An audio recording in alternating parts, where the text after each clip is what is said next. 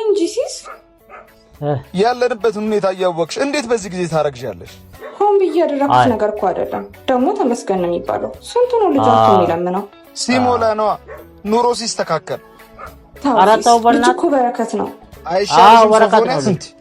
የዚህ ዘመን ሰው ደግሞ በዚህ አባባል ተለክፏል።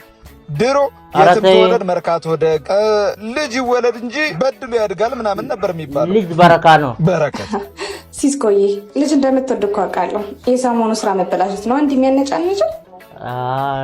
ልጅማ ማን ይጠላል? ያውም አንቺን ከመሰለች ቆንጆ። ግን ደግሞ ምን ይዘን ነው አባቴ? እኔም ልጅ ምን ጸልይልሃለሁ። ደግሞ ነገሮች ይስተካከላሉ። ይስተካከላሉ። ሃሎ ሲስኮ እንኳን ደስ አለ፣ ጨረታውን አሸንፈሃል። እስኪ እግዚአብሔርን በል። ከምሬን ነው? እግዚአብሔርን ታምር ነው። በትንሽዬ ሳንቲም ቤት ልዩነት ነው ያሸነፍከው። እሺ ደውላለሁ። ወይኔ አምላኬ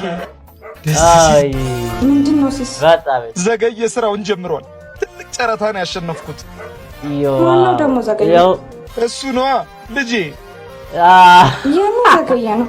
በረከት ነው እንጂ። ዘገየ ነው እንጂ እስካሁን ስሰቃየት ነበር። ዘገየ በረከት ነው። ዘገየ ነው። በመጀመሪያ ልጁ ራሱ ይምጣ።